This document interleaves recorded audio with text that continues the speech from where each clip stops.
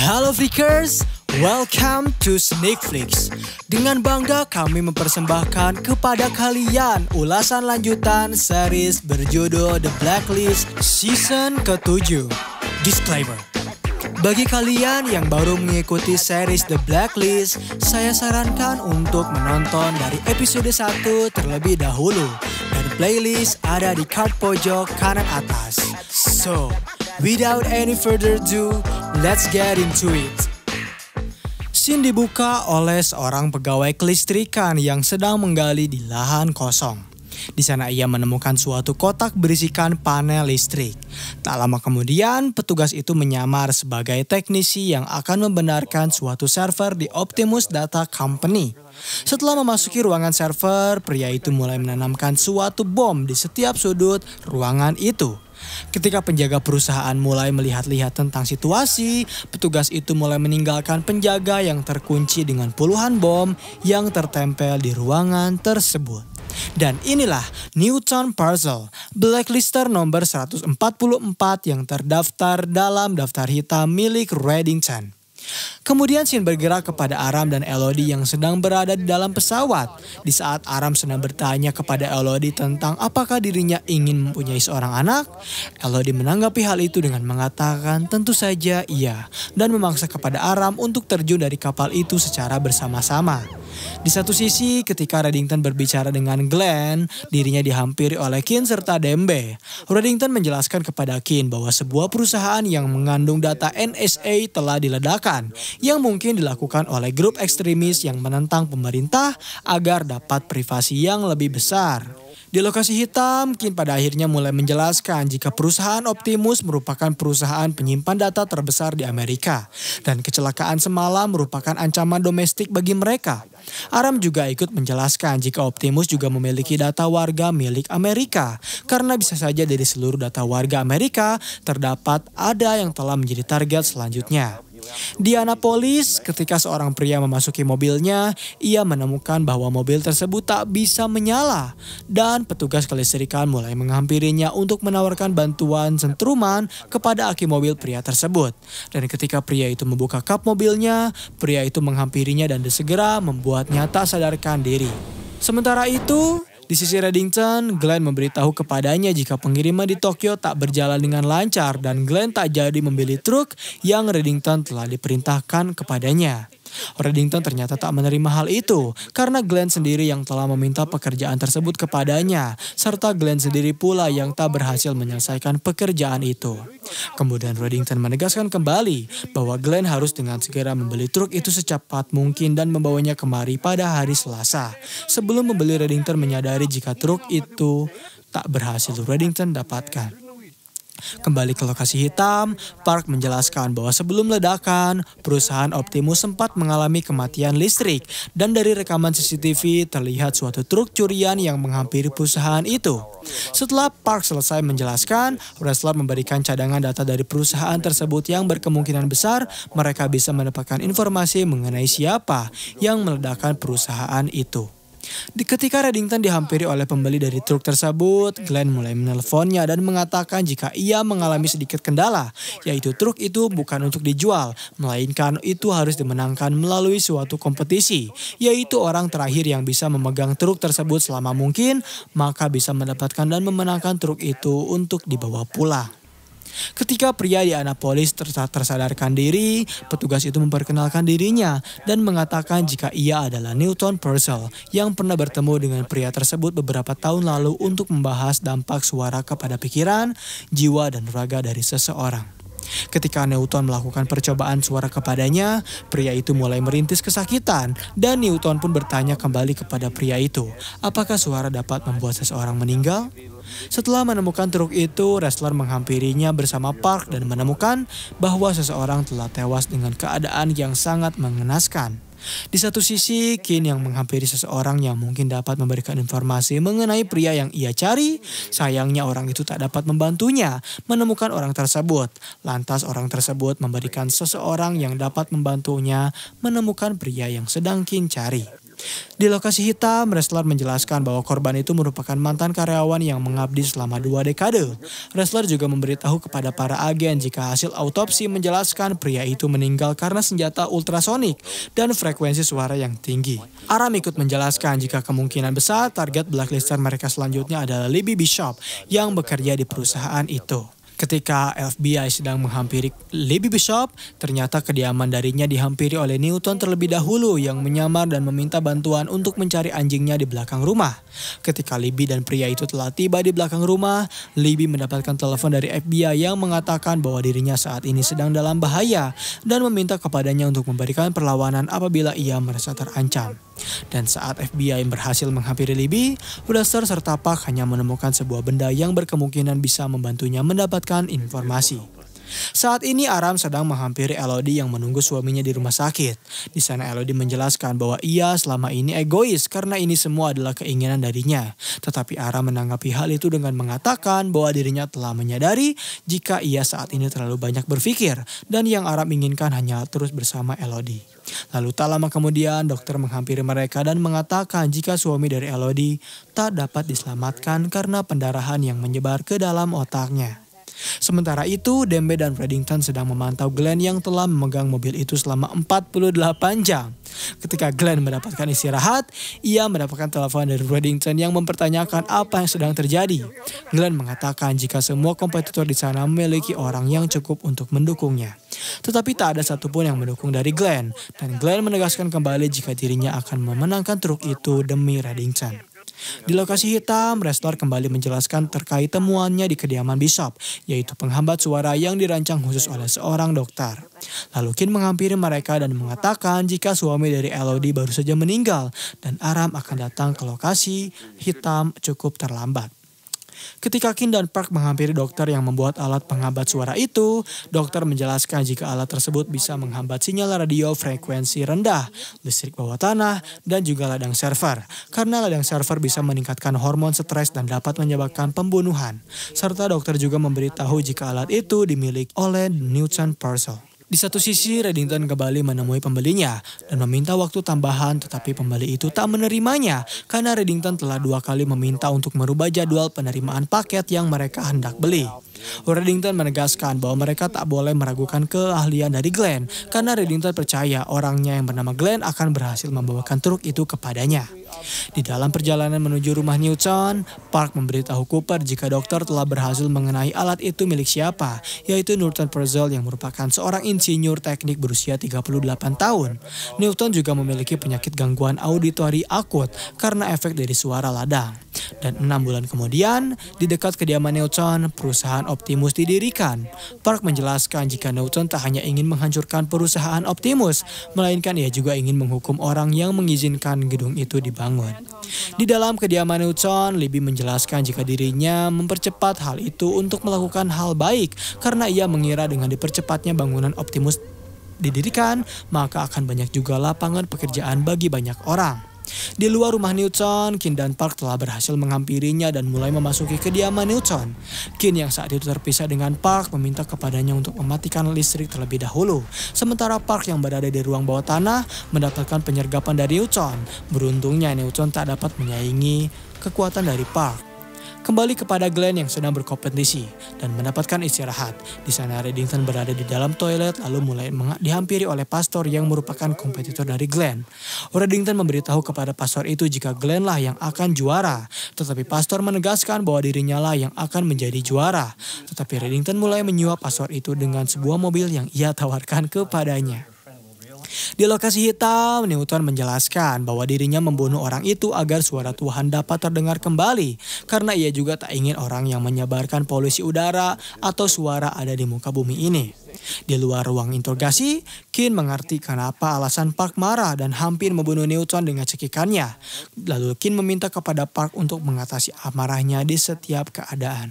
Di rumah duka Elodie, Aram mendapatkan telepon dari Kin yang bertanya terkait kabarnya serta memberitahu kepada Aram jika kasus yang mereka tangani telah selesai. Ketika pembicaraan mereka, Aram tiba-tiba melihat sebuah kertas perjanjian pernikah antara Elodie dengan suaminya. Di satu sisi ketika Reddington mendapatkan amarah dari pembelinya, Glenn tiba-tiba datang dengan truk yang ia bawa. Lalu Reddington mengatakan jangan pernah meremehkan jagoannya, yaitu Glenn. Dan di saat mobil itu dibongkar, Reddington menjelaskan kepada Glenn jika di dalam mobil tersebut terdapat suatu titanium yang bisa menjadi komponen Perintin dalam ledakan nuklir. Glenn bertanya bagaimana truk yang barusan ia dapat. Namun Glenn menegaskan kembali jika ia tak peduli dengan truk itu. Ia hanya ingin membuktikan kepada Reddington bahwa dirinya bisa menuntaskan pekerjaan yang Reddington berikan sendirian. Dan tak lama kemudian Dembe datang dengan mobil yang membuat Glenn senang. Lalu Reddington mengatakan jika dirinya ingin menghadiahi Glenn mobil itu atas jerih payah yang Glenn lakukan untuk mendapatkan truk yang sangat bernilai bagi Reddington. Dan scene terakhir di episode kali ini memperlihatkan Kin yang dihampiri oleh seseorang yang tak dikenal dan meminta bantuannya untuk menemukan orang yang berada di dalam berkas. Episode 14 season 7, scene dibuka oleh Reddington dan Dembe yang sedang berkendara menuju suatu tempat. Setelah mereka berhenti di lokasi yang telah ditentukan, Dembe ternyata tak melihat kontainer yang berada pada alat pelacak mereka. Namun ketika Reddington melihat ke arah sekeliling, Reddington mendapatkan bahwa kontainer yang mereka cari telah tenggelam di dalam sungai. Dan inilah Twarny Ulukak, Blacklister nomor 126 yang terdaftar dalam daftar hitam milik Reddington. Lalu Shin bergerak kepada Aram yang sedang bertemu dengan Reddington. Di sana Aram memberitahu bahwa suami Elodie baru saja tewas dan Elodie telah berbohong kepada Aram mengenai surat janji pranikah karena Elodie akan mendapatkan puluhan juta dari wafat suaminya. Lalu Kin mulai menghampiri mereka berdua dan bertanya apa yang sedang mereka bahas. Aram menjelaskan kembali jika mereka tak tahu apakah Elodie membunuh suaminya atau tidak. Lalu Reddington meminta kepada Aram untuk mengambil sampel darah dari mayat suami Elodie. Apabila dirinya ingin mengetahui suaminya Elodie dibunuh oleh Elodie sendiri itu atau karena penyakit yang ia derita. Lalu Reddington mengatakan bahwa dirinya memiliki kasus yang bersangkutan dengan dirinya karena truk muatan miliknya baru saja dicuri. Dan Reddington meminta kepada Kin serta Aram untuk menemukan kemana hilangnya orang yang mencuri truk tersebut. Di lokasi hitam, Kin dan Aram mulai menjelaskan jika telah banyak orang yang menghilang di segitiga Atlaska, termasuk orang yang mencuri pengiriman truk milik Reddington 4 bulan yang lalu, juga ikut menghilang. Salah satu kontainer dari muatan truk itu telah berhasil Reddington temukan. Cooper bertanya apa isi muatan itu dan dari mana asalnya. Kin dan Park menanggapi hal tersebut dengan mengatakan jika Reddington tak memberitahu apa isi truk itu dan setiap truk muatan akan dibongkar setelah tiba di pelabuhan Anchorage. Setelah Park tiba di FBI Anchorage, sayangnya ketika Park menemui atasannya di sana, ia tak diterima dengan baik karena kesepakatan yang telah mereka buat, yaitu Park tak boleh ada di Satgas Anchorage. Beruntungnya di sana Park menjelaskan bahwa ia ke sana untuk sebuah kasus. Di satu sisi, seorang pria tua yang baru saja tiba ke rumahnya tiba-tiba dihampiri oleh anak buahnya yang memberitahu jika mereka mengalami sedikit kendala dalam muatan itu.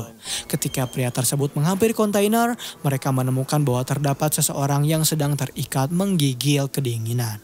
Di dalam perjalanan menuju pelabuhan, Ressler bertanya kepada Kin mengapa alasan Aram yang akan mengambil sampel darah dari suami Elodie. Di saat pembicaraan mereka mengenai Aram, mereka tiba-tiba mendapatkan telepon dari Park yang memberitahu jika manajer pelabuhan itu bernama Maxwell Barrett yang ada pada saat muatan tersebut dicuri. Park juga memberitahu jika Maxwell saat ini sedang cuti dan memberikan alamatnya kepada Kin serta Ressler. Setelah mereka berdua tiba di kediaman Maxwell sempat mendapatkan pertanyaan dari Kin dan Ressler. Namun Maxwell menjelaskan jika itu semua adalah suatu kecelakaan. Ketika Maxwell pergi ke belakang, Maxwell kembali menghampiri Kin menggunakan senjata. Beruntungnya Ressler dengan sigap menembak kembali Maxwell dan ketika Maxwell telah tewas, mereka melihat kumpulan monitor dengan fasilitas yang lengkap. Sementara itu Aram yang sedang menunggu Elodie tiba-tiba menemukan Elodie keluar dengan seorang pria dan Aram lantas dengan segera menyapanya serta menawarkannya suatu tempat tumpangan. Setelah tiba di tempat peti makam, Aram mengatakan jika pria yang bersama Elodie sangat familiar dengannya. Tetapi Elodie menjelaskan jika orang itu merupakan teman dari Charles, yaitu suaminya. Lalu Aram meminta kepada Elodie untuk memutuskan peti mana yang akan ia pakai untuk Charles. Dan Aram memanfaatkan waktu itu untuk mengambil sampel darah milik suami dari Elodie. Setelah mendapatkan sampel darah itu, Aram dengan segera menelpon Reddington dan memberitahunya jika ia telah berhasil mendapatkan sampel darah tersebut. Lalu Reddington mengatakan bahwa dirinya akan segera mengatur jadwal pertemuan dengan Aram untuk memberikan sampel darah itu ke tim lab milik Reddington. Di Satgas Anchorage, direkturnya berhasil mendapatkan hard disk dari kediaman Maxwell dan menemukan target kontainer selanjutnya yang memiliki nilai jutaan dolar. Park juga menjelaskan bahwa mereka berencana untuk menangkap basah pencuri kontainer itu dengan membiarkan pencuri tersebut melakukan aksinya terlebih dahulu. Di satu sisi, Reddington bertemu dengan Tuan Rossi yang merupakan penjual parfum. Di sana Reddington mulai mencoba salah satu parfum yang mengandung wewangian ambergris. Dan Reddington menegaskan jika muatannya yang berisikan ambergris meminta kepada Rossi untuk memberitahunya siapa pemasok dari ambergris untuk parfum miliknya. Namun Rossi mengatakan jika ia tak boleh membocorkan siapa yang telah memasoknya. Dan ketika Reddington mulai menghancurkan beberapa sampel parfum yang bernilai $6.800, akhirnya Rossi mau memberikan nama kepadanya. Di lokasi pertemuan Aram, dirinya dihampiri oleh seseorang yang memintanya untuk memasukkan sampel darah tersebut ke dalam suatu keranjang. Setelah ditinggalkan oleh kurir Reddington, Aram tersadar akan sesuatu dan mulai menelepon divisi catatan untuk meminta berkas kasus dari Thelonious Brackett. Di saat Park menyamar menjadi supir truk muatan, ia menemukan masalah yaitu kecelakaan yang telah memblokir jalan. Lalu seseorang menghampirinya dan mengatakan jika ia akan mencoba untuk membuat Park dan muatannya melewati kecelakaan itu. Aram yang memberitakan kabar kepada Kin dan Rester bahwa dirinya berhasil melewati kecelakaan itu. Kin dan Rester yang tak jauh dari kontainer Park ternyata ikut membantu kecelakaan tersebut. Dan setelah merasa kecelakaan itu teratasi, Kin bertanya terkait kabar dari Park. Tetapi ternyata ia tak mendapatkan respon apapun darinya. Di satu sisi, Park ternyata telah berhasil tertangkap, serta anak buah dari pria itu mulai memberitahunya jika dalam kontainer Park terdapat suatu pelacak serta lencana FBI. Sementara di sisi Kin, Restler memberikan laporan ke lokasi hitam jika Park baru saja diculik di jembatan yang terisolasi, serta tanpa CCTV. Aram yang berada di lokasi hitam telah memberitahu kepada Reddington jika Park baru saja telah diculik dan menelpon Reddington jika ternyata Tuorny Ululak lah yang telah mencuri muatan serta menculik Park. Reddington lalu memberitahu jika orang pemerintahan mungkin mengetahui tentang keberadaan dari Tuorny. Lalu Cooper ikut menjelaskan jika selama Perang Dingin, pemerintah Alaska tak dapat mempertahankan wilayahnya, sehingga mereka melatih warga serta memintanya untuk ikut serta mempertahankan wilayah Alaska.